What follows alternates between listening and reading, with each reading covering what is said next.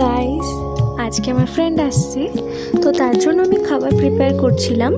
তো এখানে আমি বিনস, গাজর আর ক্যাপসিকাম আমি কেটে নিয়েছিলাম, তো সেগুলো আমি ফ্রাই করছিলাম। তোমরা গেস করতে পারছো আমি কি রান্না করতে চাইছি। Obviously fried rice.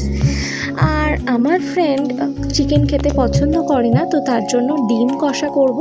আর এই যে ওর জন্য আমি প্লেট সাজিয়েছিলাম ঠিক এইভাবে, দেখতে কিন্তু দারুণ লাগছে আর খেতে তো অসাধারণ। যাই হোক, ঘুরতে যাব না এটা কি হয় কখনো? যাই হোক, ওর বাড়িতে যাব ভেবেছিলাম আজকে, আর রথ ছিল আজকে। ওদের বাড়ির ওখানে প্রচণ্ড বড় করে রথের মেলা হয়, তো ভাবলাম ঠিক আছে বাড়িতে বসে টাইম ওয়েস্ট না করে চলে যাই।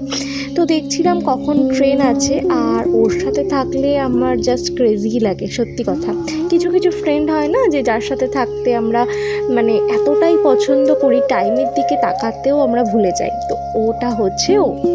যাই হোক, একসাথে আমরা চলে আসলাম স্টেশন, আর স্টেশন থেকে আমরা ট্রেনে উঠলাম, আর ট্রেন থেকে নেমে গেলাম আমরা মেলাতে। মেলাতে আমরা এটা খেয়েছিলাম। এইভাবে কাটলো দিনটা। চলো টাটা।